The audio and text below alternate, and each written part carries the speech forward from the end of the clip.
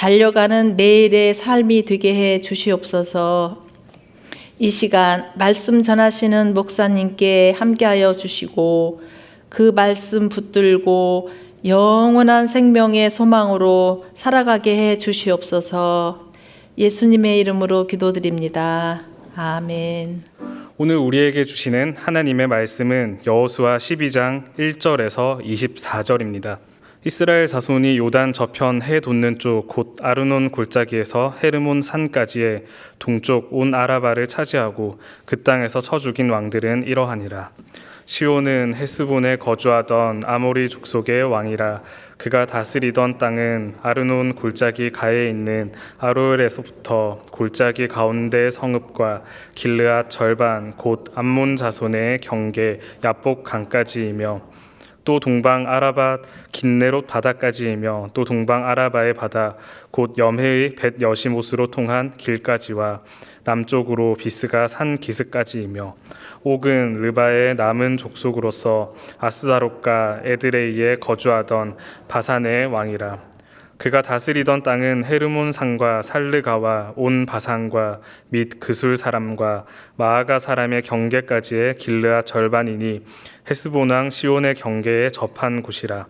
여호와의 종 모세와 이스라엘 자손이 그들을 치고 여호와의 종 모세가 그 땅을 루벤 사람과 갓 사람과 므낫세 반 지파에게 기업으로 주었더라. 여호수아와 이스라엘 자손이 요단 이편 곧 서쪽 레바논 골짜기에 바알 갓에서부터 세일로 올라가는 곳 할락산까지 쳐서 멸한 그 땅의 왕들은 이러하니라. 그 땅을 여호수아가 이스라엘의 지파들에게 구분에 따라 소유로 주었으니 곧 산지와 평지와 아라바와 경사지와 광야와 네겝 곧 헷 족속과 아모리 족속과 가나안 족속과 브리스 족속과 히비 족속과 여보스 족속의 땅이라. 하나는 여리고 왕이요 하나는 베델 곁의 아이 왕이요 하나는 예루살렘 왕이요 하나는 헤브론 왕이요 하나는 야르못 왕이요 하나는 라기스 왕이요 하나는 에글론 왕이요 하나는 게셀 왕이요 하나는 드빌 왕이요 하나는 게델 왕이요 하나는 호르마 왕이요 하나는 아랏 왕이요 하나는 림나 왕이요 하나는 아둘람 왕이요 하나는 막게다 왕이요 하나는 베델 왕이요 하나는 답부아 왕이요 하나는 헤벨 왕이요 하나는 아벡 왕이요 하나는 라사론 왕이요 하나는 마돈 왕이요 하나는 하솔 왕이요 하나는 시므론 무론 왕이요 하나는 악삽 왕이요 하나는 다아낙 왕이요 하나는 무기또 왕이요 하나는 게데스 왕이요 하나는 갈멜의 용느암 왕이요 하나는 돌의 높은 곳의 돌 왕이요 하나는 길갈의 고임 왕이요 하나는 디르사 왕이라. 모두 31 왕이었더라. 아멘.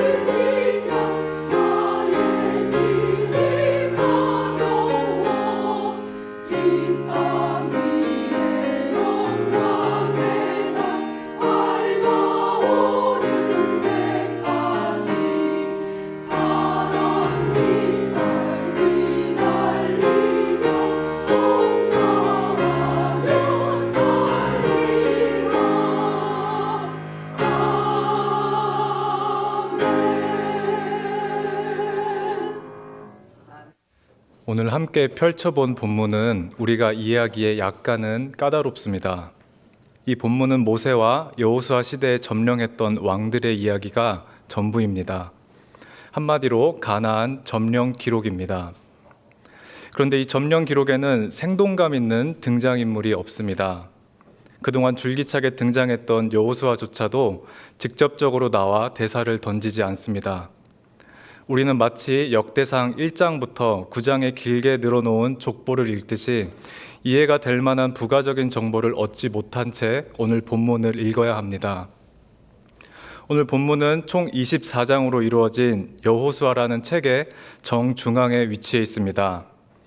여호수아가 이스라엘 지파에게 땅을 분배하기 전에 숨가쁘게 달려온 가나안 점령사를 기록하고 되새기는 일종의 숨고르기 역할을 우리에게 해줍니다. 그래서 오늘 본문에 나온 점령사에 대한 이해를 돕기 위해 우리가 익히 잘 알고 있는 가나안 땅 정복 이전의 이야기로 거슬러 올라가 그것들을 상기시키는 차원에서 말씀을 시작해 보려고 합니다. 모세가 죽은 후에 하나님께서는 여호수아에게 한 가지 명령을 내리십니다. 백성들과 함께 요단강을 건너 요단 서쪽에 있는 가나안 땅을 점령하라고 말씀하십니다. 그런데 우리 시점에서 볼 때 하나님의 명령은 어딘가 조금 난해합니다. 애초에 그 명령은 그들에게 대대로부터 전해 내려온 거대한 프로젝트였기 때문입니다. 그래서 여호수아에게 가나안 땅을 점령하라는 하나님의 명령은 조금 새삼스럽게 느껴집니다. 가나안 땅은 그들의 선조 아브라함이 수백 년 전부터 이미 잡힌 바 된 하나님의 언약이었습니다. 창세기 12장에서 하나님께서는 어느 날 갑자기 아브라함에게 찾아오셨습니다. 그의 자손으로 큰 민족을 이르게 할 테니 자신이 보여줄 땅으로 가라고 말씀하십니다. 아브라함의 고향이었던 우르는 고대 메소포타미아 문명의 중심지였습니다. 우르는 고도로 발달된 도시였고 풍부한 문화를 자랑했습니다. 농업과 어업이 발달했으므로 상업과 무역이 활발하게 이루어진 도시였습니다. 아브라함의 아버지 데라는 그곳에서 우상을 만드는 직업을 가졌었고 당시 아버지의 직업을 이어받는 문화를 감안한다면 아브라함 역시 그곳에서 우상을 만들며 살았을 것입니다. 하나님께서는 그런 그를 믿음의 조상으로 택정하셨고 그에게 나타나 그의 언약에 잡힌 바 되게 하셨습니다. 그때부터 이스라엘의 역사는 잡힌 바 된 언약을 잡으려고 나아가는 여정이라고 볼 수 있습니다. 그래서 아브라함은 그의 언약에 순종하여 75세의 나이에 가족들과 함께 길을 떠났습니다. 그리고 마침내 젖과 꿀이 흐르던 가나안 땅에 도착했습니다. 창세기 12장 5절입니다.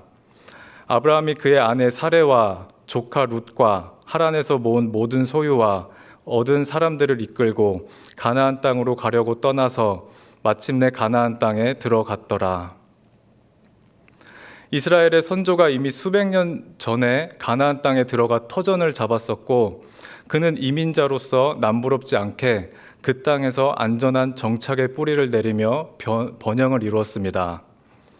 아브라함은 에브론의 막벨라 굴을 매입함으로 가나안 땅에서 일정 부분 그의 소유지도 갖고 있었습니다. 또한 아브라함은 그 땅의 원주민인 헷족속으로부터 극진히 역임도 받았습니다. 당시 헷족속은 가나안 땅에서 살고 있던 여러 원주민들 가운데 비교적 큰 민족이었는데 그런 그들로부터 아브라함은 우리 가운데 하나님이 세우신 지도자라는 칭송을 받으며 지대한 영향력을 끼쳤습니다. 이만하면 성공한 1세대 이민자라고 말할 수 있겠습니다. 그 덕분에 그의 2세대, 3세대인 이삭과 야곱은 그가 잘 닦아놓은 터전 위에서 자손을 낳고 살았습니다.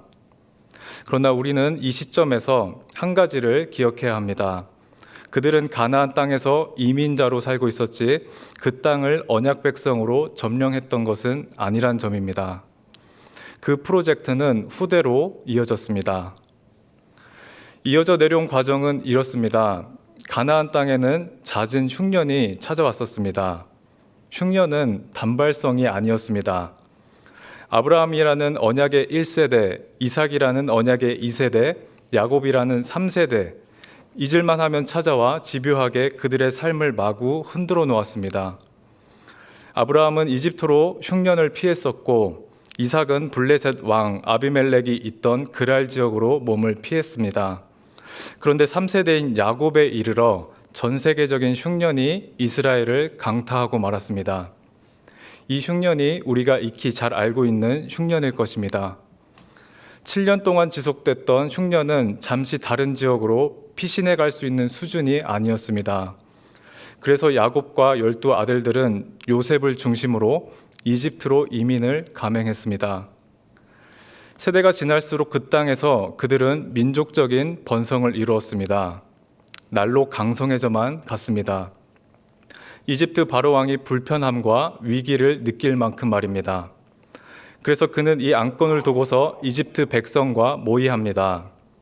요셉을 알지 못했던 바로 왕은 아무리 생각해봐도 이스라엘의 사정을 봐줄 만한 마음이 전혀 들지 않았습니다. 자신의 땅과 백성을 위협하는 방해물로밖에 보이지 않았습니다.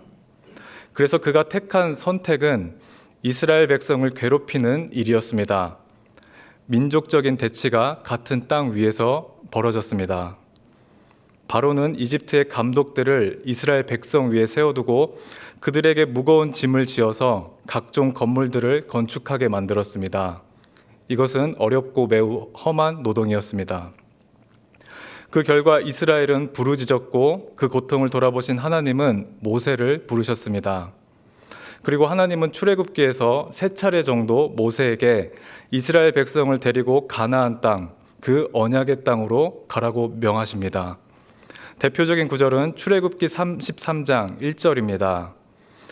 여호와께서 모세에게 이르시되 너는 내가 애굽 땅에서 인도하여 낸 백성과 함께 여기를 떠나서 내가 아브라함과 이삭과 야곱에게 맹세하여 내 자손에게 주기로 한 그 땅으로 올라가라. 이스라엘 백성은 그들에게 부여된 고역과 좀처럼 언제 끝이 날지 예상할 수 없는 광야 생활로 신음하고 있었을지 몰라도 하나님은 그들에게 지속적으로 가나안 땅을 상기시키므로 그들이 잡힌 바 된 것은 절망이 아닌 몇 세대에 걸쳐도 결코 사라지지 않는 그의 신실한 언약이라는 사실을 알려주십니다. 그런데 이 언약은 모세라는 전설적인 하나님의 사람도 이루지 못한 과업이 되었습니다.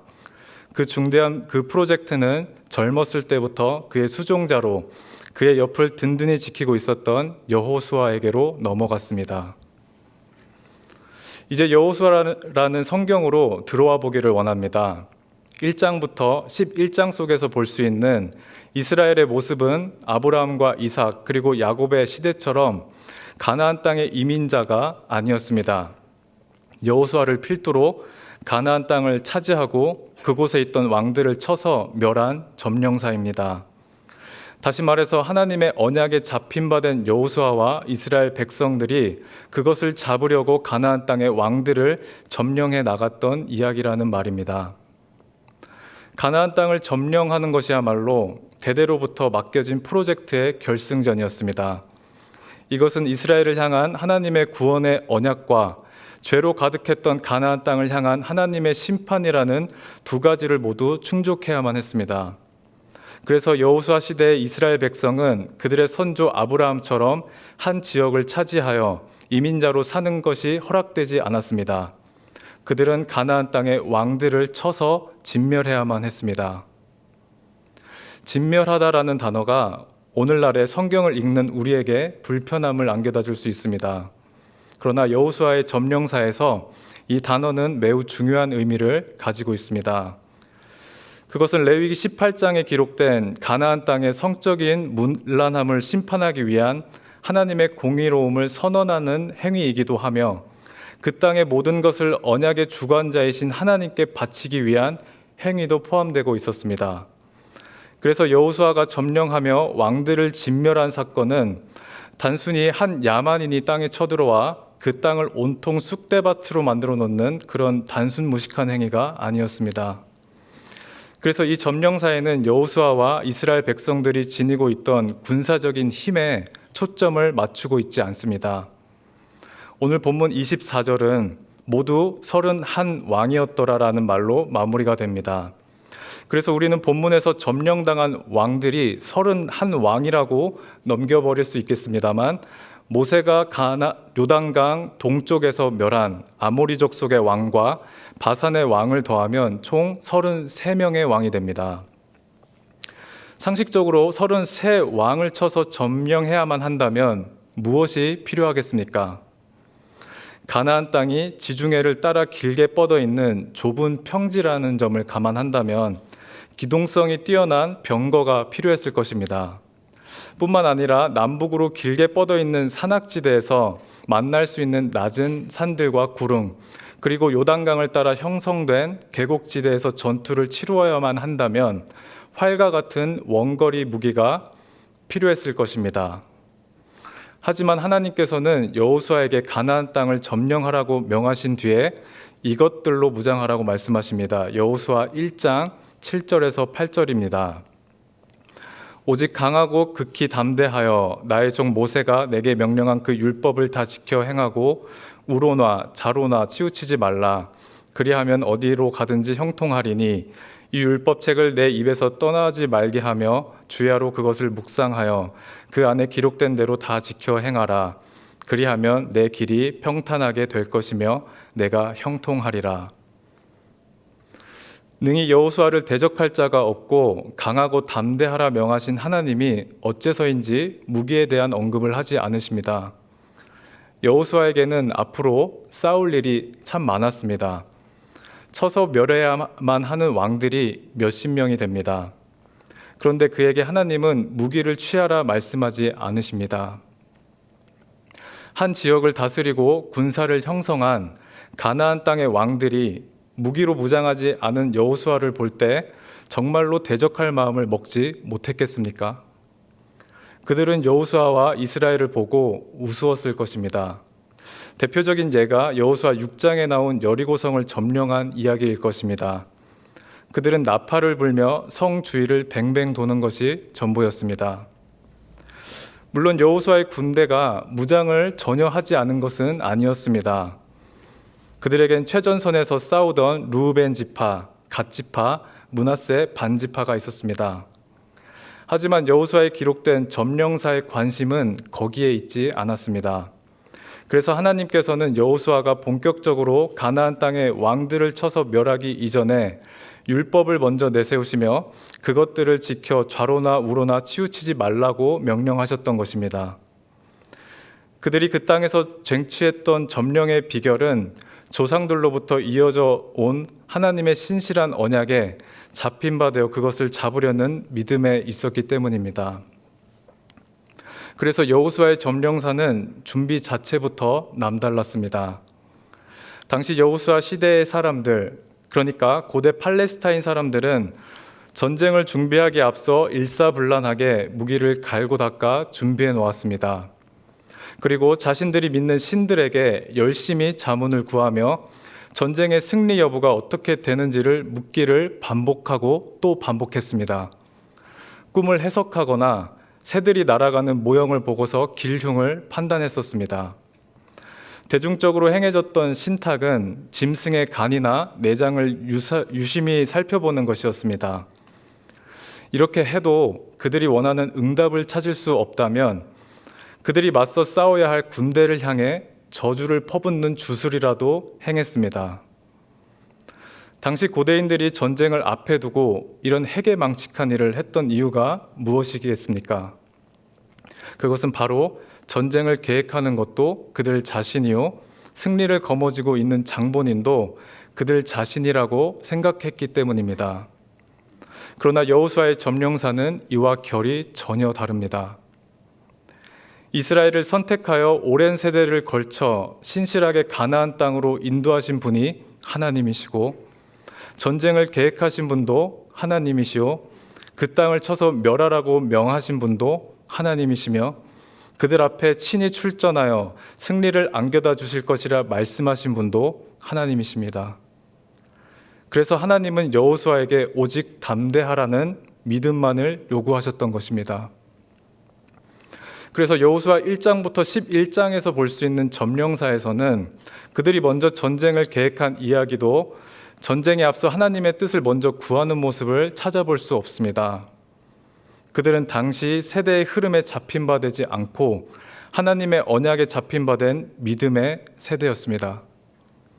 그 잡힌 바 된 힘의 위력으로 패역한 그 땅에서 하나님의 언약이 더욱 강함을 경험한 사람들이었습니다. 이런 은혜가 올해 저와 교우님들에게 흘러넘치기를 바랍니다. 그러므로 우리는 가나안 점령사가 기록된 오늘 본문 12장을 통해 하나님이 행하시는 언약을 목도해야 합니다. 하나님께서 그 언약을 행하시는 일은 우리의 생각보다 훨씬 크심을 우리는 잊어서는 안 됩니다. 그것은 때론 우리 눈에 보기에 이해가 안 되며 심지어 좋아 보이지 않을 수도 있습니다. 인간의 욕망은 하나님의 언약보다 자신의 눈에 보기에 좋아 보이는 대로 행하도록 합니다. 오늘 본문에 나온 동편의 이야기는 그 점을 우리에게 암시합니다. 본문 1절에서 6절은 요단강 저편인 동편에서 일어난 일입니다. 오늘 본문의 배경은 요단강을 가운데 두고서 두 지역으로 나누어져 있습니다. 요단강 저편에 해당하는 동쪽이며 요단강 이편에 해당하는 서쪽입니다. 요단강이 우리 가운데 있다고 가정해 본다면 오늘 본문의 지형을 이해하는 데 도움이 되실 것입니다. 이스라엘 백성이 출애굽 이후로 광야를 따라 올라와 요단강을 건너기 바로 이전의 땅이 동편입니다. 그 무대의 지도자는 모세였습니다. 동편에서 두 명의 왕이 점령당합니다. 본문 1절에서 5절입니다. 이스라엘 자손이 요단 저쪽 해돋는 쪽 곧 아르논 골짜기에서 헤르몬 산까지의 동쪽 온 아라바를 차지하고 그 땅에서 쳐 죽인 왕들은 이러하니라. 시온은 헤스본에 거주하던 아모리 족속의 왕이라. 그가 다스리던 땅은 아르논 골짜기가에 있는 아로엘에서부터 골짜기 가운데 성읍과 길르앗 절반 곧 암몬 자손의 경계 야복강까지이며 또 동방 아라바 긴네롯 바다까지이며 또 동방 아라바의 바다 곧 여메의 베녀시못으로 통한 길까지와 남쪽으로 비스가 상기스까지이며 옥은 르바의 남은 족속으로서 아스다롯과 에드레이에 거주하던 바산의 왕이라. 그가 다스리던 땅은 헤르몬 산과 살르가와 온 바산과 및 그술 사람과 마아가 사람의 경계까지의 길르앗 절반이니 헤스본 왕 시온의 경계에 접한 곳이라. 모세는 시온 왕과 옥 왕을 쳐서 멸하였고 그들이 다스리던 땅을 세 지파에게 기업으로 주었습니다. 조금 더 첨언해 보자면 모세가 이 세 지파만을 각별하게 아껴서 그들에게 동편의 땅을 추가적인 기업으로 준 것이 아니라 이것은 세 지파가 모세에게 요구한 결과였습니다. 세 지파는 가나안 땅으로 들어가 사는 것보다 요단강 동쪽에 머물며 있기를 원했습니다. 그들이 왜 이런 요구를 했겠습니까? 그들의 많은 소유물 때문이었습니다. 앞서 잠시 언급해드린 바와 같이 르우벤 지파, 갓 지파, 그리고 므낫세 반 지파는 전쟁의 최전선에서 싸울 만큼 전쟁에 능한 지파였습니다. 그러다 보니 그들은 요단강을 건너 가나안 땅으로 들어오기 이전부터 전쟁에서 이겨 받은 소유물이 많았습니다. 민수기 32장 1절 그리고 5절을 읽겠습니다. 르우벤 자손과 갓 자손은 심히 많은 가축대를 가졌더라. 그들이 야셀 땅과 길르앗 땅을 본즉 그것은 목축할 만한 장소인지라. 또 이르되 우리가 만일 당신에게 은혜를 입었으면 이 땅을 당신의 종들에게 그들의 소유로 주시고 우리에게 요단강을 건너지 않게 하소서. 그들의 요구는 어딘가 이상합니다. 하나님께서 언약하신 그 땅에 가지 않겠다고 합니다. 게다가 그 요구의 내용이 상당히 이기적입니다. 그래서 모세는 그들의 요구에 너희 형제들은 싸우러 가거늘 너희는 여기 앉아있고자 하느냐라고 반문을 던집니다. 그럼에도 그들의 요구는 사그라들지 않았습니다. 모세는 그들의 요구 위에 요구를 더하기에 이릅니다. 우선은 요단강을 건너가 형제들과 함께 싸우고 전쟁이 그치면 다시 이곳으로 돌아와 살라고 말입니다. 오늘 본문 6절이 이러한 에피소드의 결과입니다. 여호와의 종 모세와 이스라엘 자손이 그들을 치고 여호와의 종 모세가 그 땅을 루벤 사람과 갓 사람과 므낫세 반 지파에게 기업으로 주었더라. 왜 이 지파들은 모세에게 요단강을 건너기 이전 땅을 요구한 것입니까? 그들은 가지고 있었던 많은 소유물에 잡힌 바 되어 있었기 때문입니다. 그들이 느끼기에 당장에 필요했던 땅은 하나님의 언약이 담긴 가나안 땅이 아니라 많은 소떼와 양떼를 잘 키울 수 있는 목초지였습니다. 그래서 루벤 지파는 헤스본의 남쪽을, 갓 지파는 중앙 부분의 목초지를, 그리고 므낫세 지파는 북쪽을 기업으로 잡게 되었습니다. 그들은 그들의 손으로 잡은 땅을 토대로 평화로운 여생을 꿈꿨을 것입니다. 본문 6절만 놓고 보면 그 꿈은 비로소 현실이 되었습니다. 실제로 그들은 기업으로 받은 그 땅에서 평화로운 삶을 살고 있었습니다. 하지만 그 평화는 그리 오래 지속되지 않았습니다. 헤스본 지역은 여러 민족들이 보기에도 탐스러운 땅이었습니다. 비옥한 땅을 가지고 있었고 풍부한 물이 있어 고대 팔레스타인들이 살기 좋은 환경이었습니다.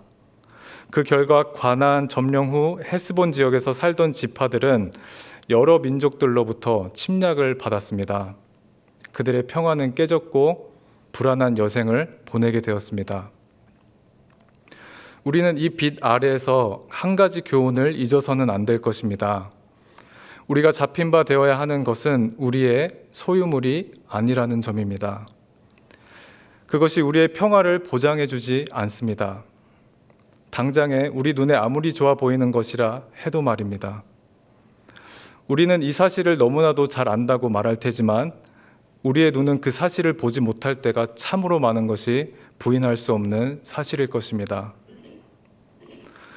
우리의 눈은 안목의 정욕과 이생의 자랑에 쉽게 잡힌 바 되어 우리의 눈에 옳아 보이는 것을 잡으려고 합니다. 이것이 사사기가 우리에게 안겨다 주는 교훈 아니겠습니까? 익히 아시는 바와 같이 사사기의 주된 메시지는 자기 눈에 옳은 대로 행하더라입니다. 이 메시지는 결과적으로 믿음 없음을 말한다고 여길 수 있겠지만 1차적으로 사람이라는 존재 자체에서 비롯된 결과라고 볼 수 있습니다. 다시 말해서 사람이라는 존재는 분명히 자신의 눈에 옳다고 여기는 무언가를 잡고 있는 존재입니다. 왜냐하면 사람은 각자의 환경 속에서 얻은 지혜가 있기 때문입니다.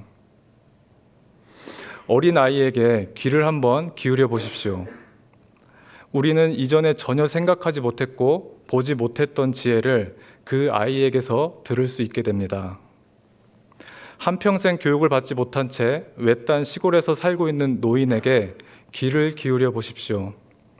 층층이 쌓아 올린 나이테만이 줄 수 있는 금은보와 같은 지혜를 얻게 되실 것입니다. 그래서 과학은 현생하는 인류를 두고서 호모 사피엔스라고 명명합니다. 지혜로운 사람이라는 의미입니다. 세상은 우리 인간을 지혜로운 존재라고 부추깁니다. 그 지혜로 이 세상을 살아가라고 권합니다. 당신의 생각도 일리가 있다고 말합니다. 세상의 눈으로 볼 때 루벤 지파, 갓 지파, 므낫세 반 지파가 많은 가축들을 기르기 위하여 넓은 헤스본 땅을 요구한 것이 참으로 지혜롭다 여기지 않겠습니까? 아무리 주변 국가들로부터 침략을 받더라도 챙길 건 챙겨야 인생을 잘 영위하는 것이라고 새 지파의 손을 들어줄 것입니다. 하지만 오늘 가나안 점령사를 기억해 보시기를 바랍니다. 특별히 본문 7절에서 8절, 그러니까 요단강 서쪽 가나안 땅에서 일어난 일을 주목해 보기를 원합니다. 7절에서 8절입니다. 여호수아와 이스라엘 자손이 요단 이편 곧 서쪽 레바논 골짜기의 바알갓에서부터 세일로 올라가는 곳 하락산까지 쳐서 멸한 그 땅의 왕들은 이러하니라. 그 땅을 여호수아가 이스라엘의 지파들에게 구분에 따라 소유로 주었으니 곧 산지와 평지와 아라바와 경사지와 광야와 네겝 곧 헷 족속과 아모리 족속과 가나안 족속과 브리스 족속과 휘 족속과 여부스 족속의 땅이라. 언약의 땅, 가나안 땅에 있던 이스라엘 지파의 모습입니다. 그들은 하나님이 보이신 땅으로 움직였습니다. 하나님이 보이신 왕들을 쳐서 멸했습니다.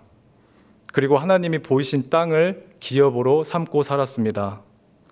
그들은 자신의 소유물에 잡힌 바 되지 않았습니다. 자신의 지혜에도 잡힌 바 되지 않았습니다. 그들은 하나님이 보이신 것에 잡힌 바 되어 그것을 잡으려고 했습니다. 하나님이 보이신 것, 즉 언약 말입니다. 저와 교우님들은 우리의 눈에 옳아 보이는 대로 사는 것이 아닌 하나님께서 보이신 언약으로 사는 삶으로 부르심을 받은 사람들입니다.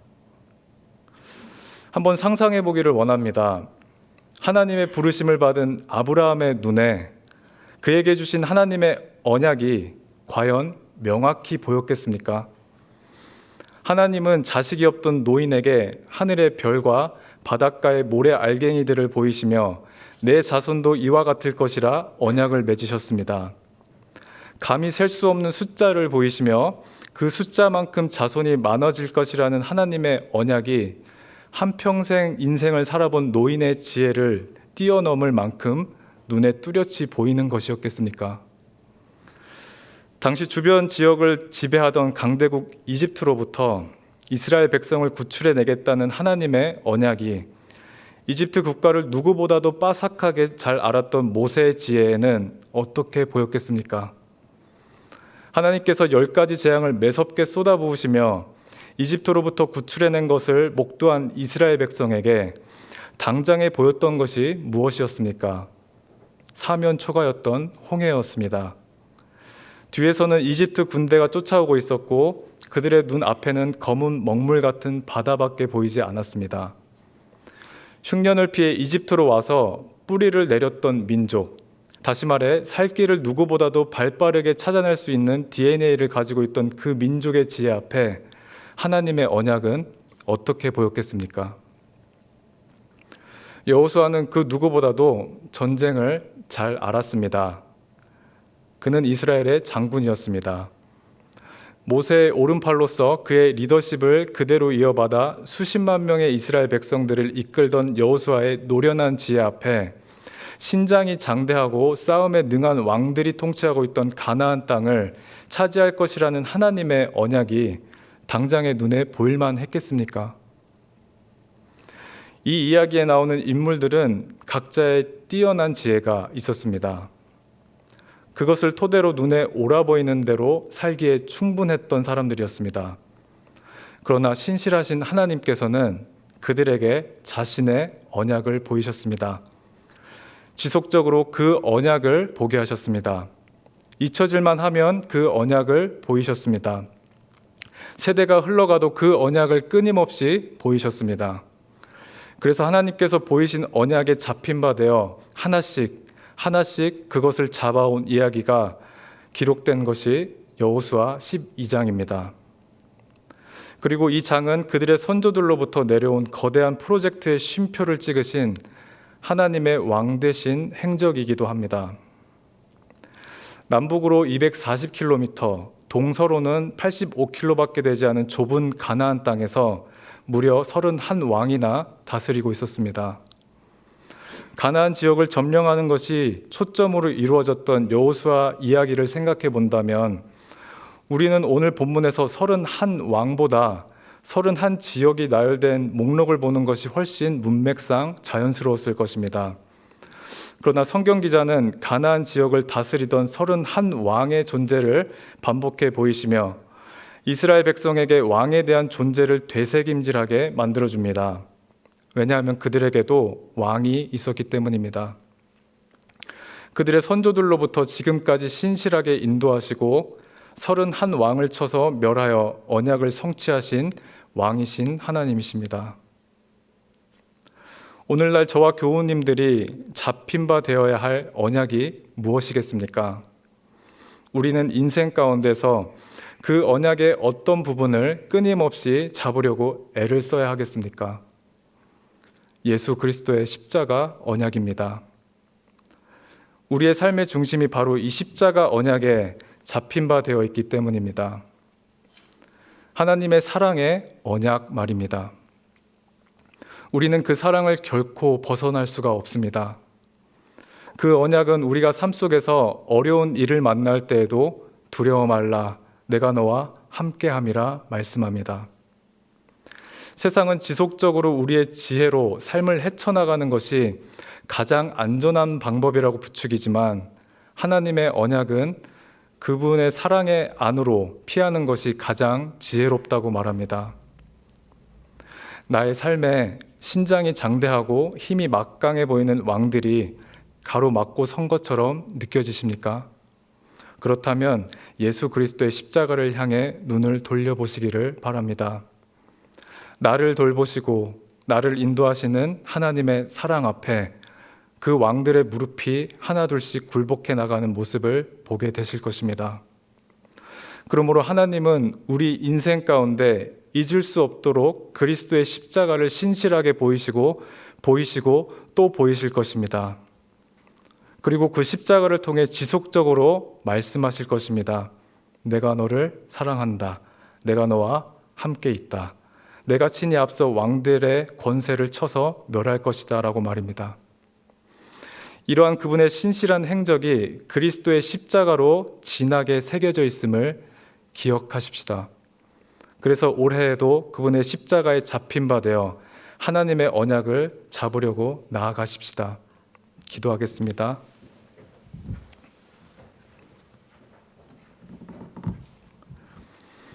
하나님 아버지, 여호수아를 통해서 하나님의 모습을 보게 하심을 감사합니다. 우리 하나님은 신실하시며 자신의 언약을 결코 잊어버리시는 분이 아님을 봅니다. 우리가 여호수아 12장에 나온 왕들의 목록들로부터 그 사실을 발견할 수 있도록 도와주십시오. 또한 우리에게 르우벤 지파, 갓 지파, 므낫세 반 지파와 같이 내 눈에 좋아 보이는 것을 취하는 지혜로 살기보다는 하나님께서 보이신 언약을 취하며 사는 지혜가 가득 넘치게 해주십시오. 보이는 것을 쫓아 사는 삶이 아닌 보여주시는 것을 잡으려고 사는 믿음이 있기를 원합니다. 하나님, 우리 삶은 가나안 땅과 같이 그리 크지 않고 짧은 인생이라고 말할 수 있습니다. 그러나 그 안에서 31왕이 곳곳에 우리를 가로막곤 합니다. 그때마다 우리의 왕 되신 주님이 우리와 함께 한다는 사실을 잊지 않게 해주시고, 우리가 하나님의 사랑의 언약 안으로 피할 수 있는 믿음의 사람들이 되게 해주십시오. 예수님의 이름으로 기도드립니다. 아멘. 찬송가 543장을 함께 부르시겠습니다. 찬송가 543장, 어려운 일 당할 때입니다.